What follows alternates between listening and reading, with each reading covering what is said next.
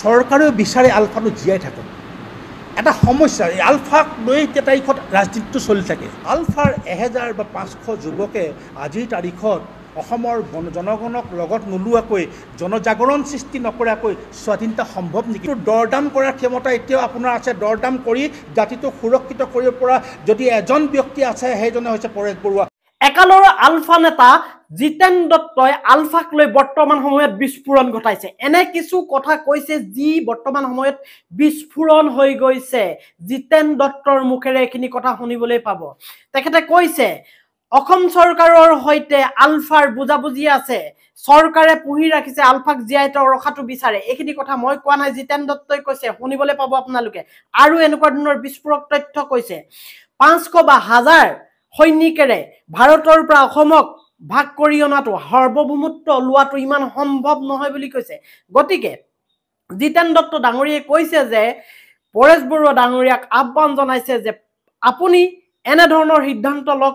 আপুনিয়ে এনেকুৱা এজন মানুহ যিজনে দৰদাম কৰিব পাৰিব, চৰকাৰৰ লগত দৰদাম কৰিব পাৰিব। এই দৰদাম কি এই ভিডিঅ'টোত পাব। গতিকেহে কৈছো ডাঙৰ বিস্ফোৰণ ঘটাইছে আলফাক লৈ জিতেন দত্ত ডাঙৰীয়াই। বৰ্তমানৰ চালফা নেতা আৰু সদৌ অসম প্ৰাক্তন আলফা সমন্বয়ৰক্ষী সমিতিৰ বিষয়ববীয়া তেখেতে প্ৰেছ মিট দি এইখিনি কথা কৈছে। তেখেতে আৰু ডাঙৰ বিস্ফোৰণ কৰিছে। তেখেতে আলফা এৰি, তেখেতে আলফাৰ পৰা কেনেকৈ চালফা হৈ আলফা এৰি কিয় গুচি আহিছিল, ডাঙৰ বিস্ফোৰণ ঘটাইছে। আপোনালোকে শুনিলে আচৰিত হ'ব কিয় আলফাৰ পৰা গুচি আহিছিল। আৰু বৰ্তমান সময়ত জিতেন দত্ত ডাঙৰীয়াই অসমৰ অৰ্থনৈতিক দিশটো কেনেকৈ সবল কৰিবলৈ তেখেতে যত্ন কৰিছে, এইখিনি কথাও কৈছে। আৰু তেখেতৰ এই পিঠিত লাগি থকা চালফা নামৰ লেবেলটো এৰুৱাবৰ কাৰণে তেখেতে যত্ন কৰিছে। কি কৈছে শুনো আহক এটা এটাকৈ। প্ৰথম শুনক আলফাক চৰকাৰে জীয়াই ৰাখিছে। কেনেকৈ জীয়াই ৰাখিছে জিতেন দত্ত ডাঙৰীয়াৰ মুখেৰে শুনক। আলফাৰ এই যাত্ৰাটো কেতিয়াও বন্ধ নহয়। চৰকাৰেও বিচাৰে আলফাটো জীয়াই থাকক। এটা সমস্যা, এই আলফাক লৈ এতিয়া তাৰিখত ৰাজনীতিটো চলি থাকে। কোনোবাই বিচাৰে আলফাক শক্তিশালী হওক, কোনোবাই বিচাৰে আলফা দুৰ্বল হওক, কোনোবাই বিচাৰে আলফাটো ভাগ ভাগ হওক। আলফা এতিয়া ৰাজনীতিৰ এটা অংক হৈ পৰিলে। গতিকে সেইকাৰণে ইয়াক শেষ কৰাটো সম্ভৱ নহয়।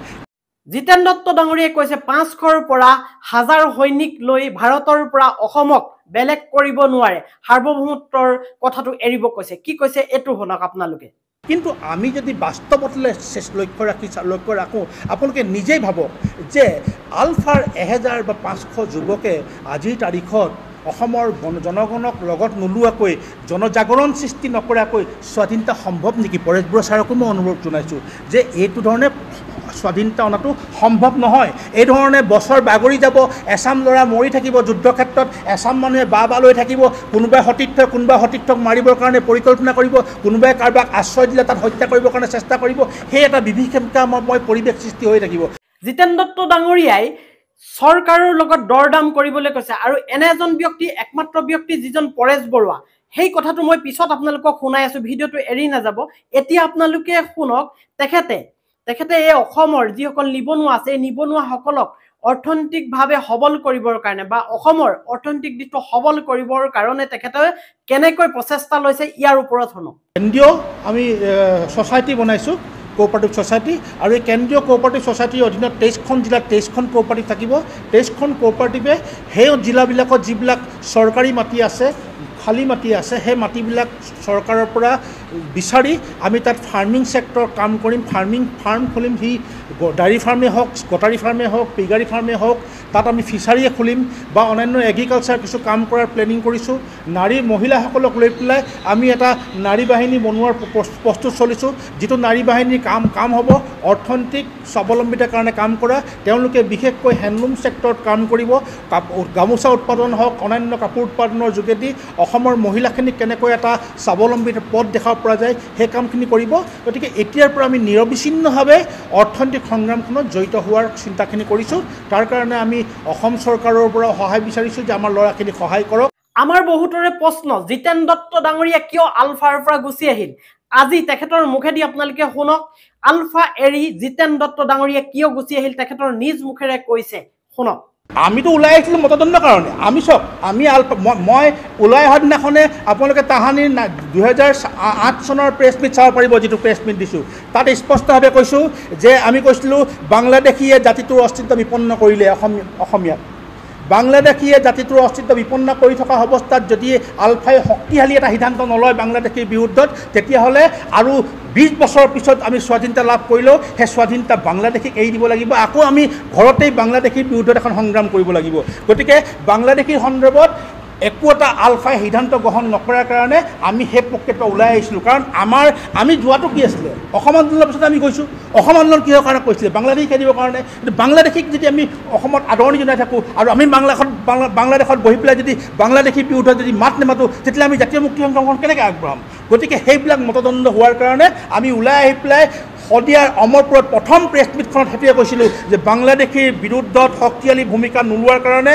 আমি অসমৰ জনগণক বাংলাদেশীৰ বিৰুদ্ধত জাতিটো সুৰক্ষিত কৰিবৰ কাৰণে সংগঠিত কৰিবৰ কাৰণে আমি আলফাৰ পৰা আজিৰ পৰা ওলাই আহিছোঁ সেইবুলি আমি কৈছোঁ আৰু সেইটো ষ্টেণ্ডত আমি আজিও আছোঁ আৰু জিতেন দত্ত ডাঙৰীয়াই কৈছে যে আমাৰ পিঠিত লাগি থকা এই পিঠিত লাগি থকা সালফা নামৰ লেবেলটো আমি এৰুৱাব বিচাৰিছোঁ যিটো এটা আতংক যিটো এটা ভয় অসমৰ ৰাইজে ভয় খায় সালফা বুলিলে আমাক আমুক কৰে তামুক কৰে এনেকৈ তেখেতে প্ৰকাশ কৰিছে তেখেতৰ মুখেদি শুনক আৰু অৱশেষত এটা বাকি আছে যিটো পৰেশ বৰুৱাক তেওঁ আহ্বান জনাইছে এজনেই মানুহ আছে আপুনি চৰকাৰৰ সৈতে দৰদাম কৰিব পাৰে সেইটো কি জানিবৰ কাৰণে ভিডিঅ'টো শেষলৈকে চাওক এতিয়া সদ্যহতে আপোনালোকে এই ভাষ্যটো তেখেতৰ শুনক অবিচ্ছিন্নভাৱে অৰ্থনৈতিক সংগ্ৰামখনত জড়িত হোৱাৰ চিন্তাখিনি কৰিছোঁ তাৰ কাৰণে আমি অসম চৰকাৰৰ পৰা সহায় বিচাৰিছোঁ যে আমাৰ ল'ৰাখিনিক সহায় কৰক তাৰ কাৰণে আমি সংবাদ মাধ্যমৰ পৰা সহায় বিচাৰিছোঁ সংবাদ মাধ্যমে কথাখিনি অসমৰ জনগণক অৱগত কৰাওক যে আমি আমাৰ পিঠিত লাগি থকা এই সালফা নামৰ যিটো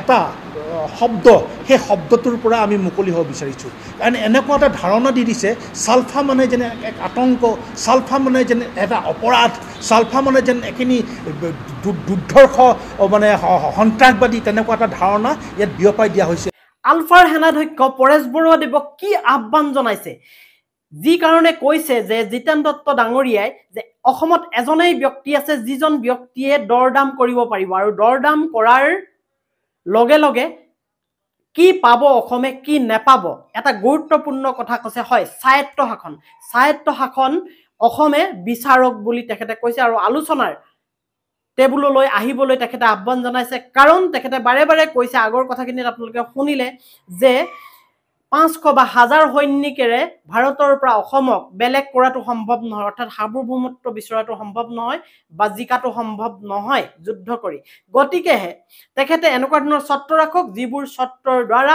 আমাৰ অসমখনৰ মংগল হয় অসমৰ ৰাজ্যৰ মংগল হয় আলফাৰ উদ্দেশ্য সেয়াই অসমীয়া আৰু অসমৰ উন্নতি সাধন হোৱাটো গতিকে এই ভাষ্যটো শুনি লওক গতিকে পৰেশ বৰুৱা মহাশয়ক মই অনুৰোধ জনাইছোঁ যে মহাশয় আত্মনিৰ্ভৰশীলতাৰ যোগেদি অৰ্থনৈতিক সংগ্ৰামৰ যোগেদিয়ে জাতিটো মুক্তি সম্ভৱ কিন্তু দৰদাম কৰাৰ ক্ষমতা এতিয়াও আপোনাৰ আছে দৰদাম কৰি জাতিটোক সুৰক্ষিত কৰিব পৰা যদি এজন ব্যক্তি আছে সেইজনে হৈছে পৰেশ বৰুৱাক সেইকাৰণে আমি আহ্বান জনাইছোঁ যে পূৰ্ণ স্বায়ত্ত শাসনৰ দাবীত আলোচনাৰ টেবুললৈ আহক পূৰ্ণ স্বায়ত্ত শাসনৰ যোগেদি জাতিটোক সুৰক্ষিত কৰক আৰু অসমৰ যুৱ চামটোক আপুনি নেতৃত্ব দি পেলাই অৰ্থনৈতিক সংগ্ৰামখনক আপুনি নেতৃত্ব দিয়ক এয়া আছিল সদৌ অসম প্ৰাক্তন আলফা সমন্বয়ৰক্ষী সমিতিৰ বিষয়ববীয়া তেওঁবিলাকে এনেকৈ প্ৰেছ মিট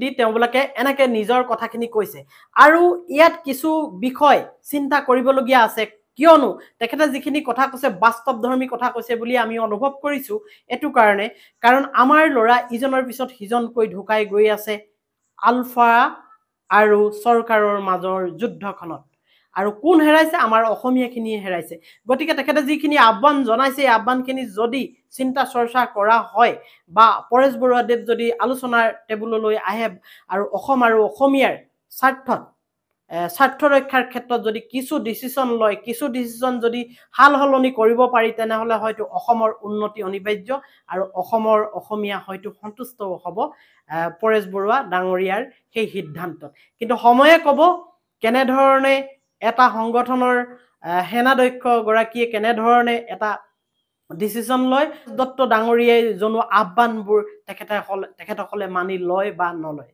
ঠিক আছে দিয়ক ভিডিঅ'টো এটা সামৰিছোঁ অন্য এটা সময়ত অন্য এটা ভিডিঅ'লৈ আকৌ আহিম বাই বাই